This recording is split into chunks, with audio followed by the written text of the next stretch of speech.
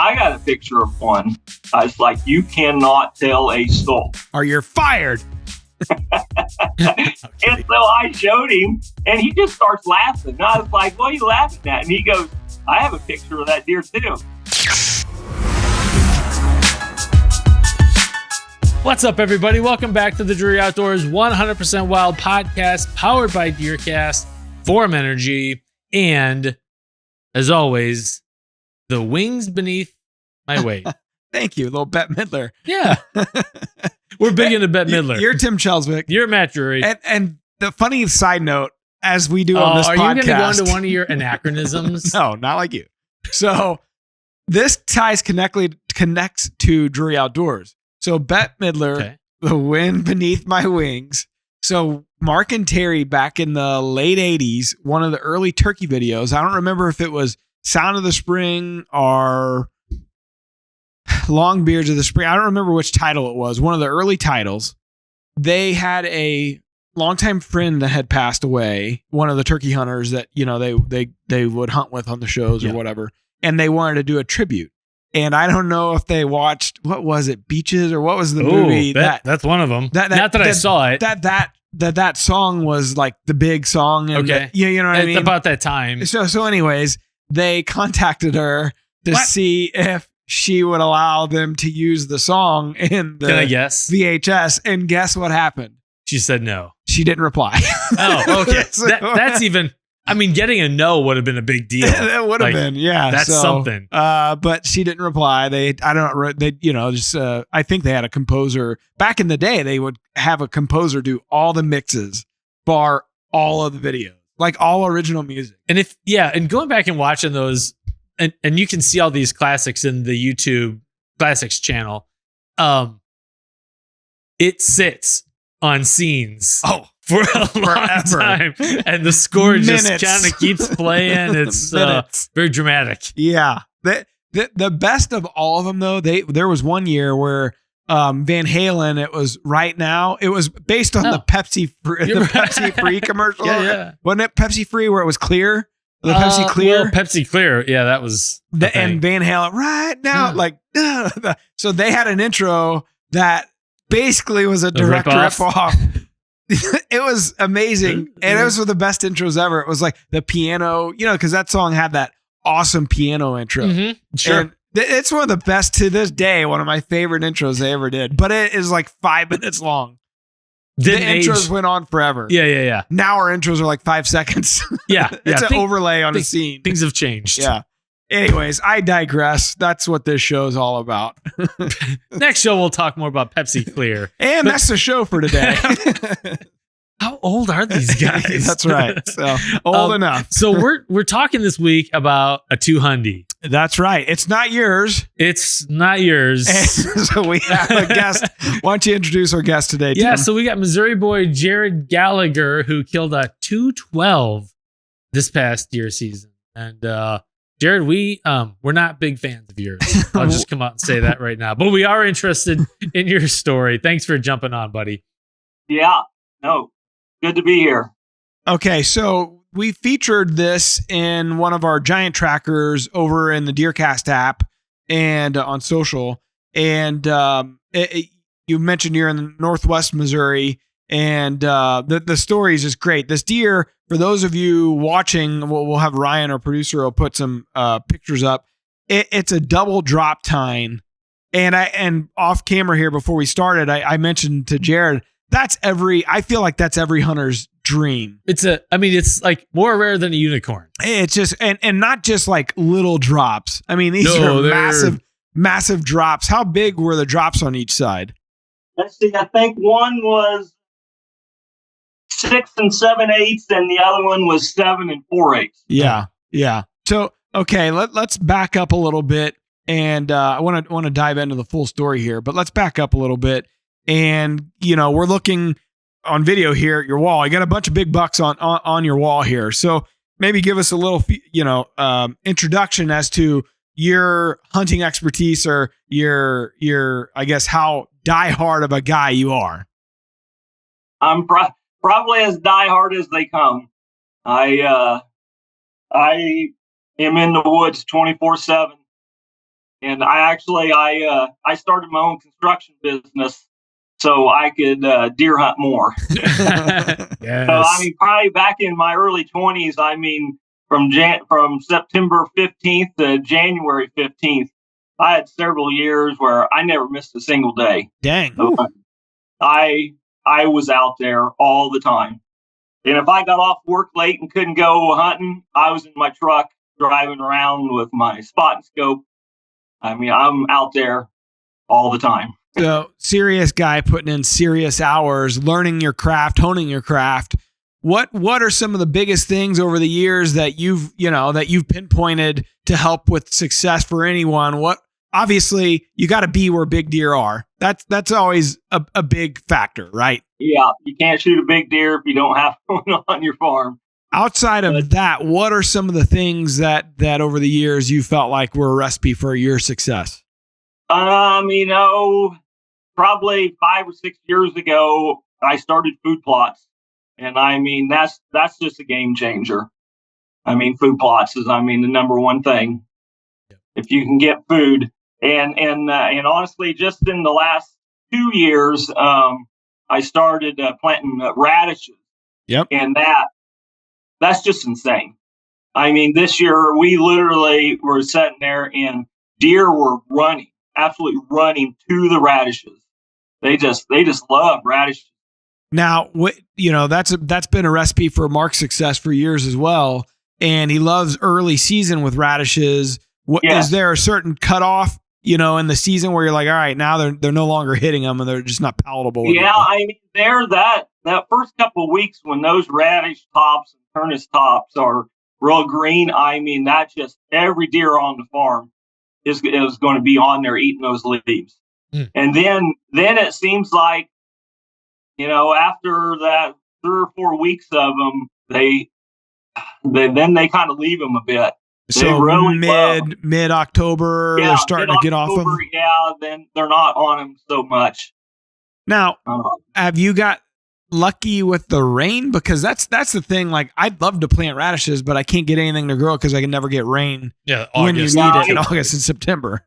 I planted them about 2 weeks later this year than I usually do because I was watching the forecast and I was trying just to wait for rain.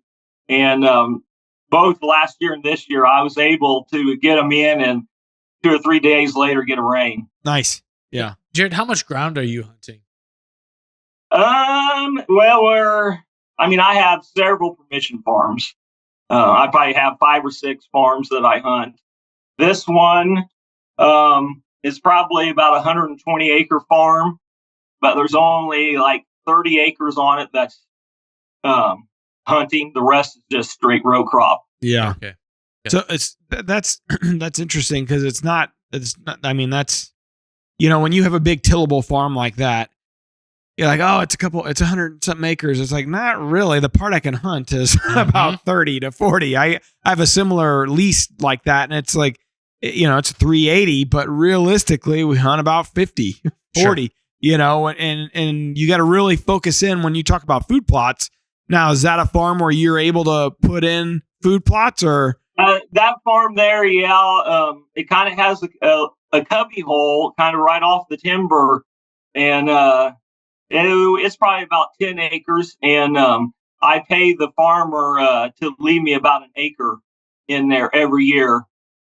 And the reality is, an acre, once it gets cold, like they'll run through it pretty quickly. But it is a big. I mean, if you can hit it right, it's a big factor in sucking deer in when all the neighbors have their crops out. Yes, definitely. So take us back to the beginning with this deer. First contact you made with them, whether scouting or trail camp.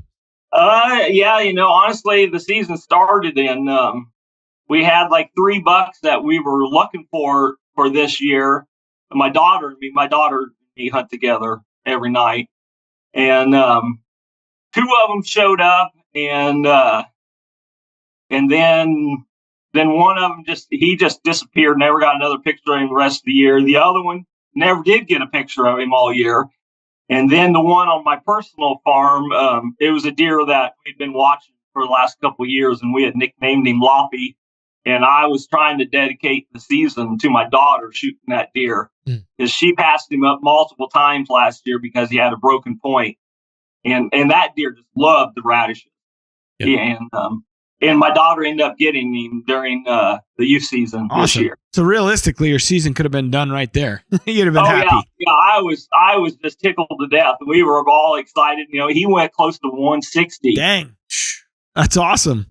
Yeah, and just 2 days before that, she got her first crossbow kill, and it went close to 150. She had a hell of a season. I didn't care if I shot a deer. We shot 2 good ones, and I didn't really have a target buck anyway, so I was on cloud 9 having her get those. How old is your daughter?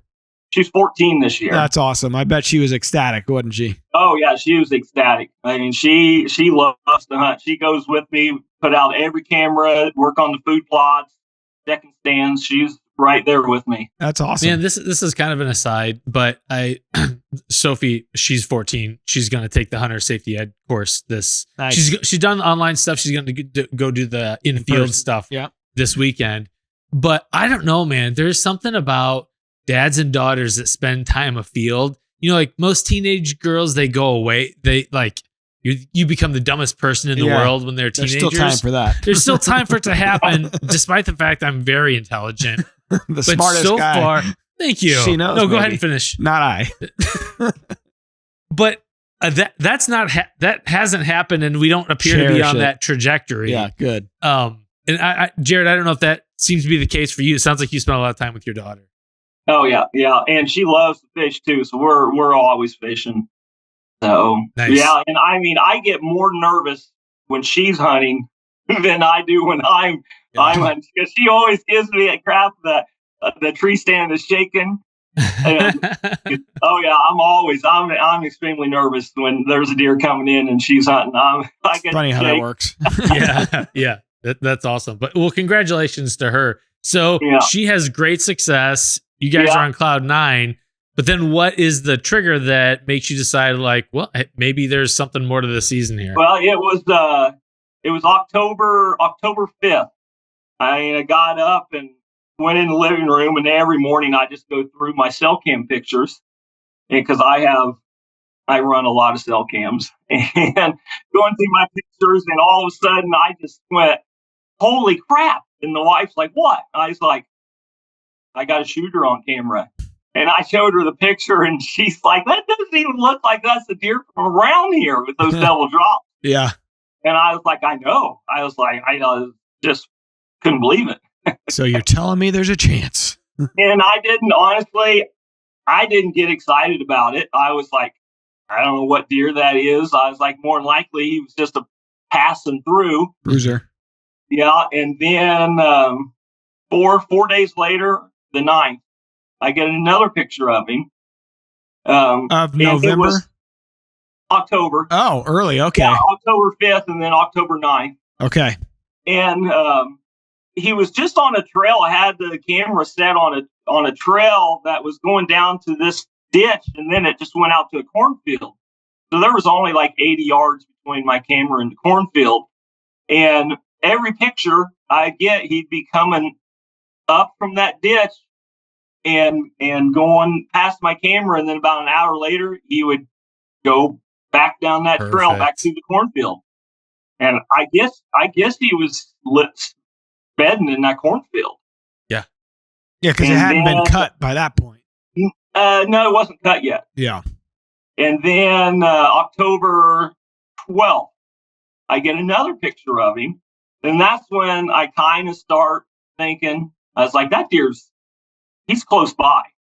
I was like, I may see this deer.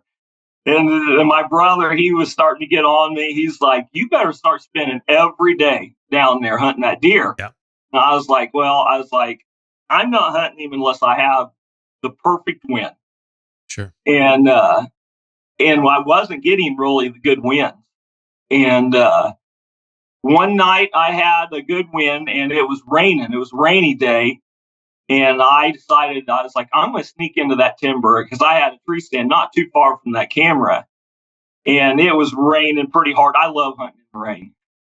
And I started sneaking in there, and I jumped a group of deer, and he wasn't with them. And I kept going. I got down to my tree stand and I started climbing it up, and a group of deer jumped and took off about 80 yards from me. And I got a glimpse of some pretty big antlers. And oh man, I thought I blew it. I was like, this was so stupid. I should not have tried this. Did they see you or smell you or both? I think they seen me because it was raining and I was quiet, and I mow trails with lawnmower to all of my tree stands to be quiet, and I don't like using flashlights, and so I was climbing up the tree, and I'm pretty sure they saw me. Okay. And I don't know if he was the buck that was with them or not, but I was pretty mad at myself. That'll make you sick because that early season, I mean, you always hear guys say, stay out until the time's right. And, you could do some more damage than good. Obviously, it worked out okay for you in this case, but that's kind of the perfect example of why sometimes, as bad as you want to get in there, sometimes you can do damage. And it sounds like you jump two different groups of deer up on the way in. I mean, it's like, God dang it. You sit there kicking yourself in the stand the rest of the time. I know, yeah, and so then that really made me not want to go down there until the conditions were right. And I kept telling my brother, I was like, the best time is coming. I was like, I'm just going to wait until the 1st of November before I start getting really aggressive on him. And then I think the next picture was the 19th of October. Same thing, came on that trail. He would spend maybe a half an hour in on the farm, and then he would go back down that trail again. And then I think I did get good wins, and I hunted him maybe twice. And actually, my daughter was with me, and I told her, I was like, if he comes out, I go, I'm shooting him. we were really going down there because there was a deer on that farm I wanted her to shoot. And so the crossbow was always on her side. And I let her know, though, I was like, if that big one happens to come out, I go, I'm taking the bow away from you. I don't blame you. Hell no. Yeah. I mean, we love seeing our kids succeed, but sometimes it's a little too, well, you can't have them succeed too much. Yeah. And you love them, but you don't love them that much. No, I mean, they're a tax write-off. That's nice, but come on. The amount of seasons you have left. Biggest deer ever. Not worth it. Out of the way, honey. Daddy's done. Yeah. So, okay. So you mentioned the wind a few times, in the article in DeerCast, you talk about you've used DeerCast for a while. Is that one of the features that you hone in on, the DeerCast wind check? I do. I mean, I have 3 or 4 apps on my phone, that all show it, but I use DeerCast probably the most. Because I do the long range wind and go by the hour, see how the wind is, and then they have the cast whether it's good or great, and that I really watch that. I do. Nice. Jared is a non-compensated spokesperson. A little asterisk under the video. Yes.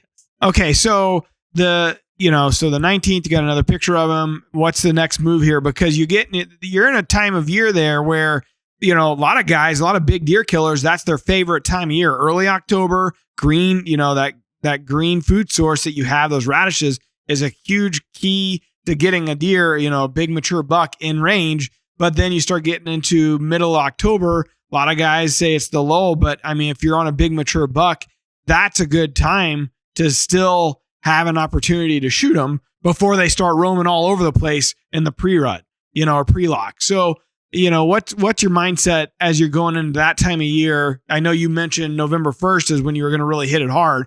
If I got a picture of him again on October 19th, I'm thinking, well, maybe there's hope here. I can get to him before the rut hits. Yeah. And on that farm, I didn't have radishes on that farm. It was I had standing beans in that food plot. Gotcha. And I had made a couple mock scrapes around those beans. And I love mock scrapes too. That's been another key to my success is mock scrapes. Yeah. I make a lot of them. And ropes. I have a lot, pretty much by every tree stand, I have a hanging rope. Yeah. And so, I was after that 19th, that's when my daughter, I needed a straight east wind. was the perfect win for my setup. And I mean, we weren't getting a lot of those, and we did end up getting a couple, and that's when my daughter and me went in there and set. But we've never seen him, and I wasn't getting any daylight pictures of that deer. And so deep down, I really did not think I had a chance at this deer. I was like, he's as old as he was, and no daylight pictures. I really was not truly excited. Yeah. Well, and in this time, what are you doing? Like, what's your circle look like? Who of your friends and family know about this deer? How are you treating this information? It was probably around that 19th that I hadn't showed anybody a picture except for my brother. So it was my brother, my daughter, and my wife were the only ones that knew about it. And I have one of my employees that is a hunter, and we were talking about deer and what he was getting on camera and everything. And finally, I told him, I was like, I got a picture of one. I was like, you cannot tell a soul. Or you're fired. What I'm going to show you. Okay. And so I showed him, and he just starts laughing. And I was like, what are you laughing at? And he goes, I have a picture of that deer too. And I was like, what are you talking about? And so he gets his phone out and starts showing me pictures of velvet pictures and some others. And his dad, that was about 2 miles away, was getting him on camera all summer. Oh boy. And so then that's when I knew. I was like, he's really traveling. And so I was like, I just hope one day I'm just in there when he's in there. Yeah. Yeah. But realistically, if he had velvet photos of him, he changes home core between then and when you started getting pictures of him easily, right? And if all that corn was in early in October, hell, he could have been on you the whole time. And and where he was stubborn and the velvet pictures, I mean, he was living in nothing. I mean, absolutely nothing. And I guess that's why he's as big as he was, because I mean, there was nothing there. I mean, it was odd. He just found a place where he knew nobody was going to be there. Yeah. Big deer can do that. Just find that little nook and cranny and hide out and grow big. Well, we saw it similar to that. Mark's video from, it's probably been 5 years ago, when he was hunting with Roger Sapper up north. Yeah. They were hunting that.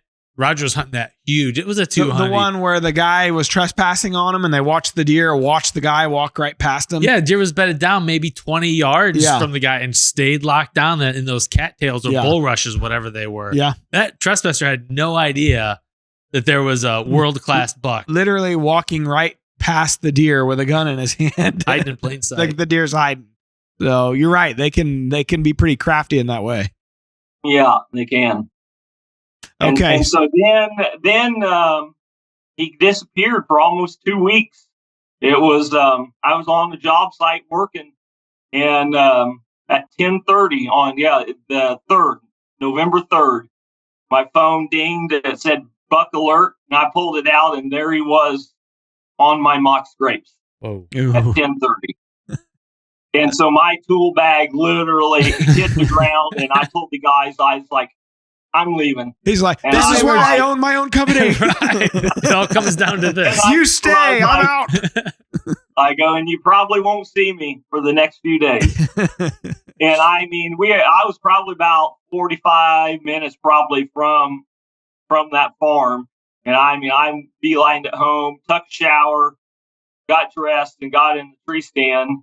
And by what time? Like 2 o'clock? I was probably in it by 1, probably. 1? Yeah. Yeah. And then if I kind of fast forward, after I shot him, I retrieved an SD card off of a non-cell cam that I had by my tree.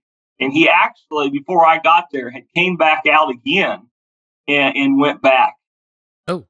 So I just missed him. So he's right there somewhere. He was right there. And that same camera, he kept going up and down that trail on that bank inside the timber, and I was hunting outside of it.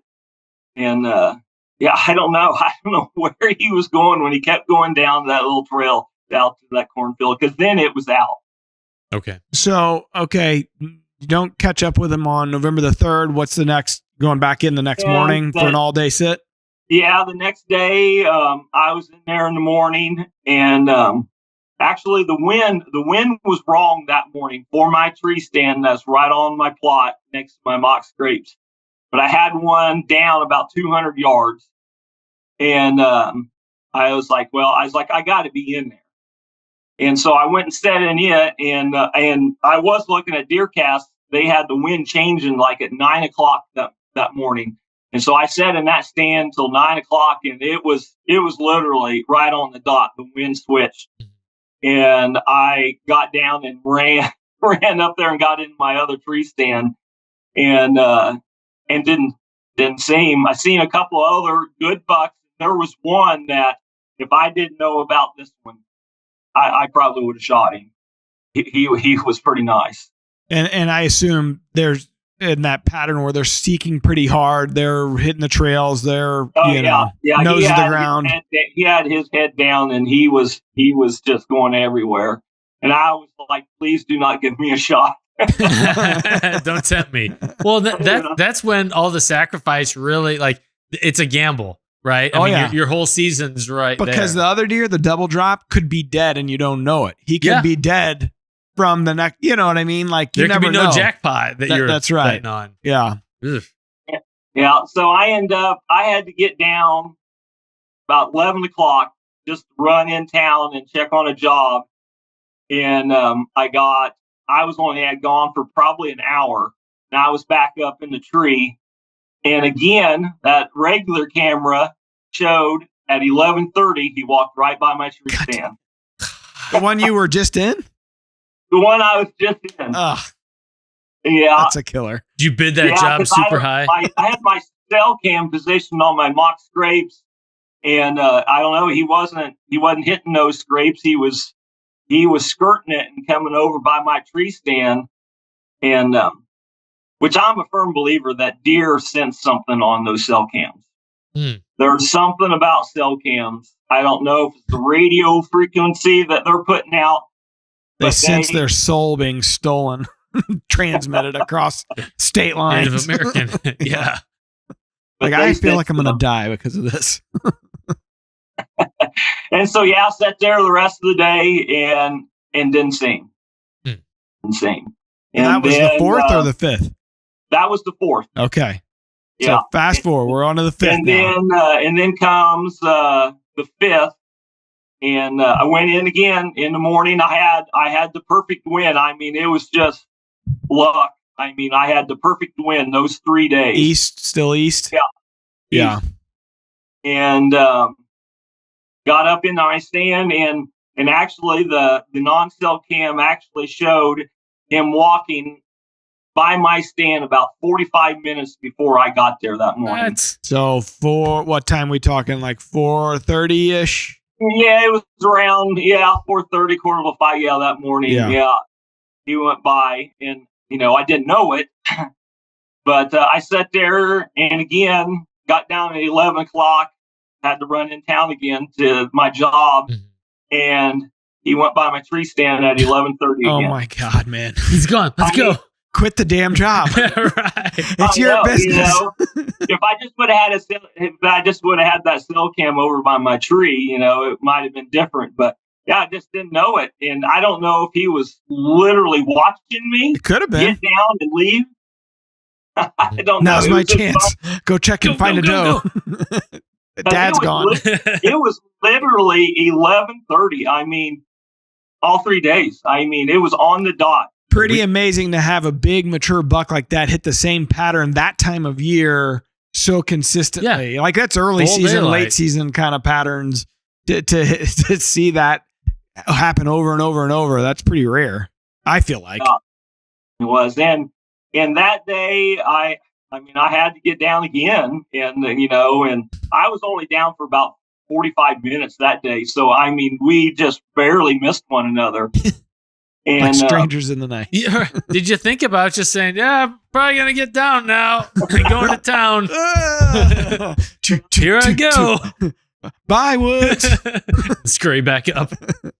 And it was kind of funny when I did come back that day on the 5th there, I started climbing up. I had been hunting the ladder stand, my daughter and me's ladder stand, because it's a chip shot onto my food plot and those mock scrapes. It's only like a 30-yard shot. So that's where I had been hunting. And I started climbing up that stand that evening, and something told me that I needed to be in my tree stand. I had another tree stand about 40 yards away in a humongous oak tree. Mm-hmm. And I can see this whole little cubby area that I was hunting. And I was like, if I'm going to shoot him, I have a feeling he's going to be chasing a doe or something. And I was like, I want to see it, be able to see more. And so I climbed back down and went into my other tree stand. And if I wouldn't have done that, I would not have got him. And at this point, did you know about the non-cell pictures or not? No, I did not. I didn't know about the non-cell pictures until the day after I shot him. Because that could have stopped you from two things there. If it would have been a cell camera, you could have known he was walking through there when you were out of there. But it could have prevented you from going to the other stand because you're like, well, he's been here every day, you know? Yeah, I've been there every day. Yeah, exactly. Yeah, if I would have sat there, what the picture showed, I wouldn't have got him. Well, and I think in the story in Deercast, Cody pulls out the detail about that stand in the big oak tree maybe not being as comfortable as it's not a very comfortable stand. It's not. I'm in misery the whole time up there in that tree, but I can just see so much, and there's no way a deer is ever going to see me in that tree. Well, and that's something that I find myself having to fight against. Like, you've got your favorite stands, you've got stands you've killed deer out of in the past, you've got stands that are easier to get up in, or the view is better or whatever. And sometimes maybe you make decisions based on your preference versus what the actuality is on the ground. So it's just an interesting kind of reminder that you need to kind of remember there could be that bias in play there. It sounds like you made the right choice. Yeah, definitely. So you climb in, what time are you? This is November the 5th now, and you're climbing in. Yeah, November the 5th, yeah. Back in at like I was noon, back in 1? Probably around 12:45, probably. Okay. Okay, so take us through it. This is the afternoon when you shoot him, right? Yeah, it is. Yeah. So I'm sitting there and not seeing anything. And I get my phone out and I'm looking on my phone, watching a deer show. and all of a sudden a buck comes chasing a doe as fast as he could out of the timber. And they went running right by me by about 35 yards. And I didn't even have time to even put my phone down. I mean, it happened so fast. They just went flying by me. And I knew then, I was like, I thought that doe was in heat. Yeah. Just the way that buck was acting, I was like, I think that doe was in heat. And then it was about every 15 minutes, a buck was coming out and getting on that trail that doe took. Oh. And it was probably about after the 4th buck, I just had that feeling come over me. I was like, I'm going to see him. Yeah. In the right spot at the right time. Yeah. And I think it was about 4:00. I caught movement in the timber coming up to this little hole in the timber where all the deer were coming out of.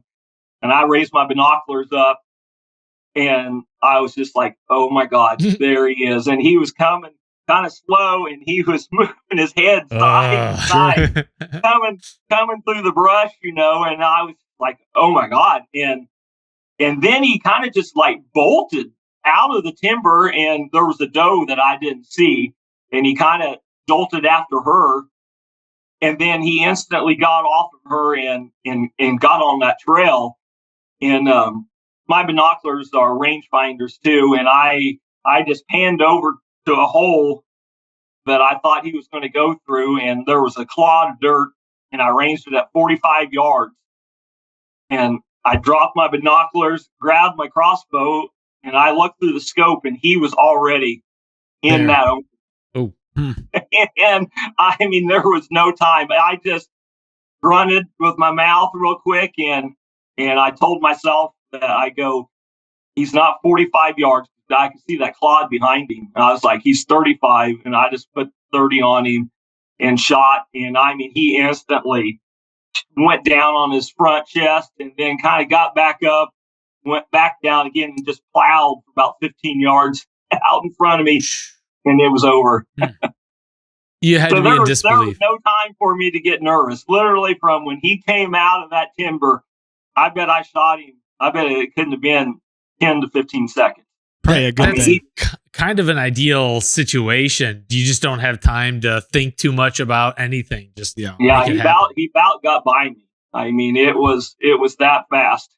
That's the thing about that time of year, man. They're cruising. You don't have time to think. Usually, barely time to range. I mean, it's one of those things where you kind of got hunting in the timber. Kind of got to know where all your stuff's at, relatively speaking. And I don't know, man.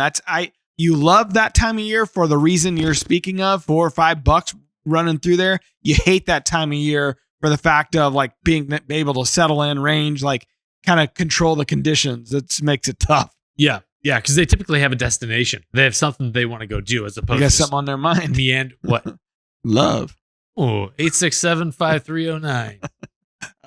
And I was in disbelief. I was like, there's no way that just happened. I cocked the crossbow again, put another arrow in it. And I mean, he's laying out there at like 55 yards. And I was like, he's going to get up and take off. I was like, there's no way that just happened. That's smart though, because had he gotten up, you would have been kicking yourself trying to cock the crossbow and everything. No, and I'd sit there for a couple minutes and I finally was like, I guess he's not getting up. I was like, who's the first phone call or text? And so then my next thing was like, I got to make sure I get down out of this tree without falling. And I literally threw my backpack down. I threw my extra clothing. Done. Never hunting again. Threw it all down. And I was on a lifeline too. So, but yeah, I got down and gathered myself up and started walking up to him. And I just was like, you better remember this because this is never going to happen again. Who was the first call or text you made to who? I called my wife. Yeah. Called my wife. Yeah. And then, of course, she starts screaming to my daughter that I got him. And I think my daughter was more excited than I was, actually. I bet. She sounds like she's really into it. And so then I started calling a couple buddies to come help. And first one I called was busy. Second one I called was busy. The third one I called was busy. And they were all like, oh my gosh. They're like, we want to be there. And then finally I got someone else and they came and helped me. My wife's daughter came. We took a bunch of pictures and celebrated. Well, it's kind of your fault for shooting a large deer. If you do like I do and shoot reasonably sized deer, then you can just handle it on your own. It's not a big deal. Carry it out campaign style. Throw it over your shoulder and get on out of there. That's right. Yep. 30 pounds of meat. Well, it's pretty awesome, man. It's neat to have a deer show up that you didn't know from the year before, you didn't have history with, and then put together a relatively cool history within the season, and storyline and chasing them. And that's what we all live for. Every year before the season starts, you think this is the year something like that's going to happen. It has never happened, but next year. But next year's the year. My words. And then honestly, about 2 weeks after I shot him, I was sitting there texting a friend of mine, and he's like, my boy thinks he has pictures of your deer from the year before. And I was like, look, would he send them to me? So he sent them to me. And as soon as I looked at him, I was just like, well, of course that's him. I was like, I had tons of pictures of him from last year. Shit. But he didn't have drop times last year. Sure. I mean, he didn't even have nubs. Weird. But he was probably a 170 last year. His brow times were identical. Okay. I mean, they didn't change any. but he just got so much more massive and taller and threw on those drop tines. Isn't that crazy? They just 42 throw inches. Yeah, that one Yeah. year. Yeah, but so he put on over 40 inches. Well, you had 14 and just drop tines, right? Yeah, and last year, it was the same thing. He kind of showed up there late October, or no, it was late August. Sorry, it was late August. He showed up, and then I was getting like a dozen pictures of a day. It was morning, midday, noon, mid-afternoon, night. He was on camera all the time, and all the way up to the 14th of September. Was on a job site, and I had some subs there, and they're big deer hunters. And my phone dinged, and I was like, "Look," I was like, "That buck is in front of my tree stand right now." And I was having the right wind that next morning to hunt him, and I went in there, didn't see him, and then never got another picture of him the rest of the year. I thought something happened to him. I was like, I just thought it was awfully weird that he was there so much, and then never came back once last year. And I'm going to hold out hope. The one deer I encountered the first day of the season, Yeah, the first one of the season, that he's going to show back go to up. beast mode. Yeah, because he'll be about 180-inch deer next. Well, Jared, I think he's dead for what it's worth. How old do you think he was this year? Well, last year he really, honestly, last year I thought he was just a 3.5. He really did not have. He was not a very big bodied deer. And, he didn't have the Roman nose or the big heavy eyebrows. I thought he was 3.5 last year. And so, honestly, I really believe it that he was just 4.5. I really do. Damn. Unreal. What kind of mass did he have? The mass, the base measurements. Oh, well, hell, you didn't tell us you had him right there. We should have started with that. Started with that. For those of you watching, he's Jared's pulled up the skull here for us, and we're getting a good look at him. Yeah, so the base measurements were, I got it wrote down, were 6 and 3/4. Okay, so he had that trash, the splits on his brows last year. Yeah, and it was identical. Come but on, no, Jared, you should have not picked up on even that. enough to let you know that he was going to put on drop time. Did he have that flyer off his right side last year? I believe it was off of this side last year. Weird. Huh. Yeah. Yeah. That's do us a favor and give us a rotation on that. Yeah. Crazy he didn't break any of that off. Yeah. It was, yeah. Just well, if you would have caught him a week later, who knows? You know what I mean? You're at the beginning of that time frame where they really start getting ignorant with each other. Yeah. Well, that one buck, the Hulk that I was chasing this year, he had two little stickers like his does, but they were symmetrical off both sides. And I watched one, it was late September, early October. One of them was gone. Oh, really? And then again, maybe middle of October, the other one was gone. Well, they're doggone it. What are you doing? I'll kill you next year. Yeah. We're going to mess around. Let's see what happens to you later. Thank you. That's a giant, man. That is a dream buck right there. Dream buck. Your story highlights two factors of killing mature bucks that I don't think gets talked about enough in the hunting world. And that is sufficient time off to hunt, and then having an understanding family. You got that right. Both of those. If you don't have both of those, it gets really, and when you do have both of them and you have a decent place to hunt, boy, there's no telling what could happen. I think the working class guys always say you can't kill a big deer if your wife sucks. This would be, yeah. Not saying that that's our issues. We aren't saying we have that. other issues. We just suck. Yes. We suck. Or you can't kill a big deer if you don't have them. Yeah. That's the other thing. But man, that's awesome. I have to say, yes, I have an amazing wife. She knows that I'm just extremely passionate about deer hunting, and she lets me go every night. So that is understanding. How far away do you hunt from where you live? Not very far. I say 3 or 4 of my farms are within 30 minutes. That's and nice. I may have another one the farthest one's maybe 40 minutes. I mean, so they're all fairly close. That's nice. That can't go understated as well, because I mean, being able to get home or even, those early hunts, and once the time changes, like, to not have to get up at 2 a.m. to go hit them. Yeah. I think about you like driving 2-3+ hours to get to your properties. Not worth it. Especially when you don't kill anything. But honestly, like this year, like I haven't gone much because it's just like I let the cell cameras do. Now, could there be something there that I'm missing because I'm not boots on the ground all the time? Absolutely. But I think I get enough cameras in the right spots where it's like, I don't think I have something to chase. To Jared's question though, earlier on, so I did a little experiment this year with my cell cams. I'm running more cell cams now than I ever have before. And I wondered if that radio frequency, that burst, because you can hear, like if you put your cell phone up or a speaker up against when your cell comes, you'll hear it's definitely sending radio waves out. But it could be Morse code. I haven't decoded it yet. I know. I mean, me and some of my buddies, we talk about it all the time that, we have regular cell cams out that are just taking tons of pictures. Yep.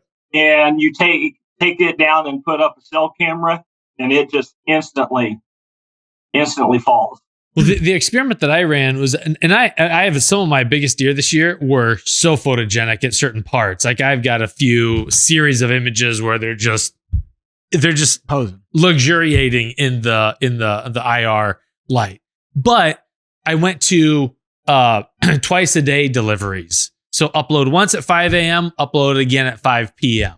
so that it's not constantly sending these bursts out, just in case there's any kind of correlation. And I haven't seen a real difference in. I wonder, to your point, Jared, if the reason why you go from a regular camera to a cell camera and you see a drop off is settings related, because you can, where like it's fighting for signal to keep, if you got it to where it's supposed to be taking a picture and sending it right away. Like, yep. I do think you miss a lot of stuff there or could, if you don't have the right settings. Not saying you do. Or don't have the right cams, because like the right type of stealth cam stuff, they do dual core processors that can take and send at the same time. Not every camera's like that, though. Yeah. So I wonder if that's part of that test, Yeah.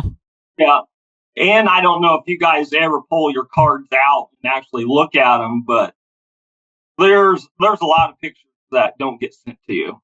Yeah, I don't anymore. I used to in the beginning of cell cam, because of the way I would put them on my computer and file the shooters or whatever. But now the new cameras don't even have SD cards. Some of them. So I don't, and everything's kind of in the phone, in the app, the cell cam app, which there probably is a better way to do some of that file management. But I don't know anybody's necessarily cracked the code just yet. Mark and Terry are still manually putting everything on their computers.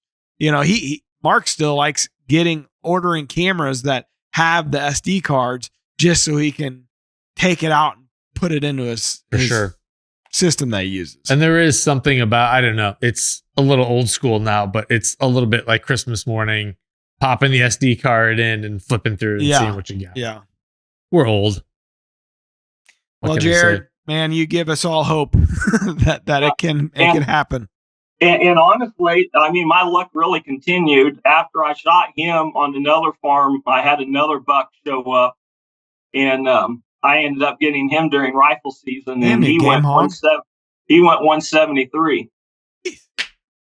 Can some guys have all the luck? Yeah, but he was.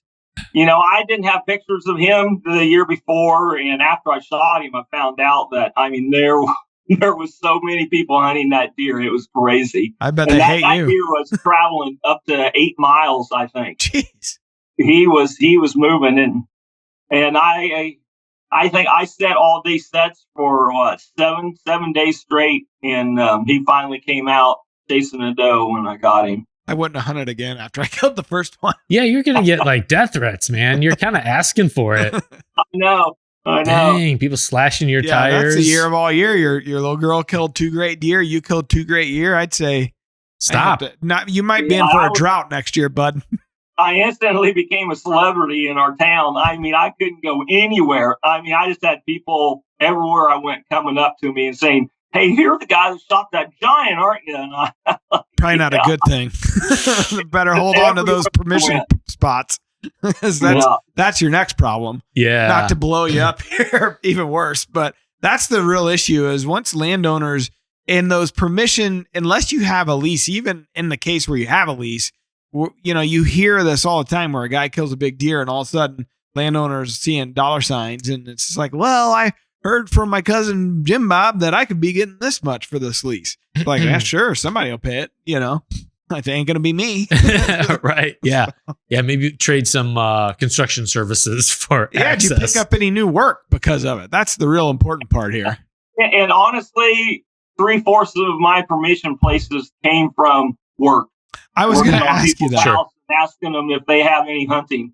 And that's where I've gotten most of mine. Yeah, that's awesome. People keep saying permission hunting is dead. I think it's just that people are less and less willing to put in the work to have the relationships. If you think about it, the way we are as a society now with you don't pick up a phone call, you don't answer the doorbell, you know what I mean? If it's you, I don't. Of course. But in general, everything is like you're impersonal. Yeah, it is. So to have to actually work up the gumption to go knock on a door, it's a lost art. In the younger group, it's for sure a lost art. Yeah. Or they make eye contact. So, when a lot of times when you find a young guy that's willing to do those things, it's a rarity. And it's like, hey man, this is going to go somewhere. One of my buddies, Nick, he listens to the show. He's got, 15 or 20 suburban spots and he always kills giants every year. He's in sales. Yeah, that helps. He just walks right up to these houses and glad hands and big smile. And he's a goofy looking guy, which may help him. It's an art, man. Yeah. But he's got the confidence of a salesperson to go up and make that conversation happen. Yep. But Jared, man, congrats again. You're welcome to stick around as we kind of wrap up the show with some of our fun and games. Sportsman Channel is your home for Winchester and Drury's natural born. Join the cast on some of the most hard-hitting action on outdoor TV.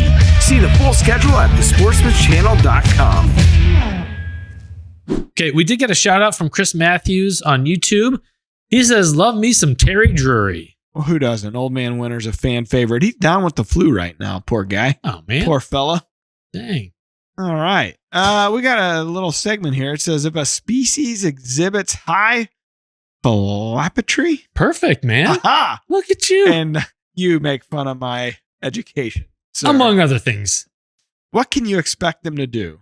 A, fight to the death over a mate. B, return to the exact same area or home range year after year. C, change their diet based on the season. Dang. What do you think, Tim? Yeah, what do you think? It's probably return to the exact same area or home range. That's what I was going to say. Year after year. B. Yeah. D. Do you have the answer? A little bit. Oh, I don't. So I guess you were supposed to ask me. I screwed that up. Sorry, Jim. No, it's fine. The outcome is fine. What was the answer? B. Says the guy that guessed B. What can I say? I'm a little stinker. Yeah. Yeah, that makes sense. Yeah. Thanks for signing off on that. And we got some new Rack Pack members. The Rack Pack used to be a private group on Facebook. Jared, you're welcome to join now that you're a regional celebrity. I think it only makes sense. He may be a Rack Pack member. Jared, do you know about the Rack Pack? I do not know about the Rack Pack. No. Yeah. He's kind of a dick. Jared has a joint Facebook account with his wife. Oh, no. So, okay. So all it is it's a Facebook page for people that like listening to the podcast, hunters, outdoorsmen and women. They go comedians. Comedians. That's right. They go on and have a good time and share their success and their failures sometimes. Yeah. And it's a good time. So we got some new members this week that we want to welcome in. We've got Victor Keys, Droptine Creations. I don't think that's a real name. Brock Watkins, Alan Bublitz from Perseverance Outdoors. Alan, I met in person. He's a super nice guy doing great things at Perseverance Outdoors. Sweet. Alex Blake, Josh Stubbs, Ben Clayton, Courtney Michelle Robertson. That's a double. So the question is Courtney Michelle Robertson a girl, or is Courtney a guy's name? Michelle's the wife, and they're both wrong. Prior to May, I would have said Courtney. Well, I don't know. I met a guy named Michelle when I was on my bear hunt. The lodge owners. French Canadian. Yes. Yeah, that makes sense. It was weird to see them switch between French and English. Shifty bastards. They are. But also very nice. Kyle Stonebreaker, Joshua Cavens, Luke Dieter, Mike Bonin. Is that Boris Dad? It might be. Jinx. Welcome aboard, Mike. Hold on. But yeah, there. Dang it. Where's the... Oh. Did we just become best friends? Yep. All right. And then finally, but not least, Ian Lundstrom. So welcome, everybody, to the Rack Pack. Or is it Lan Lundstrom and the L is lowercase? Could be either. What's up, Lan?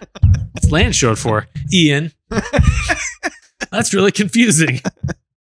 Well, we're glad to have everybody in there. Well, see, aren't you glad you stuck around, Jared? I am. Learned something today. Man. Yeah. Well, hey, you got any parting shots for our listeners and viewers out there? Anything that can help? There's a little bit of time left in the season, not much here in Missouri. Southern states are still in full force, but any advice you leave our audience with? I mean, just to be persistent. I mean, the more time you spend out in the woods, the better your chances are. And, after I shot that deer, I had several people, say that, I was well deserving of that deer because I put in more time than anybody they know. And so, yeah, just got to be out there. Yeah. Yeah. I think that's great. Great advice to end with. Agreed. Well, I don't know. We got a couple things coming up. I'll be at the ATA show later. I guess this will be this week. So yeah. So if you're at SHOT Show, I'm going to stick around because the last half of SHOT Show, they're opening up to the public. ATA. Yeah. Sorry. So if you're at ATA in Indianapolis, I'll just be kind of cruising around. So be sure to no eye contact. Just I don't want to shake hands. No photos, please. Thank you. No autographs, any of that kind of stuff. I'll be out at SHOT Show in Vegas in a couple weeks. If any of you guys will be out there or gals will be out there, try to gals too, huh? Typically not, but send me a message and would love to have a beer. Wow. And then NWTF, I don't know yet if I'm gonna go. I haven't decided, so I don't think I'm gonna, but who knows? It's a fun time. Of all of them, that's the one to go to. Yeah, it's a party. Yeah. So we'll see. Okay. Thanks for tuning in, everybody. Till next time. Peace out. DeerCast movement prediction and mapping tools combined with our exclusive virtual rain gauges gets you ahead of your game. We're adding new videos every week, so make sure to click that subscribe button and check out all of our amazing content. This episode of DoD TV is brought to you by DeerCast Maps, waypoints, weather, virtual rain gauges, and more. Every tool you need to get ahead of your game.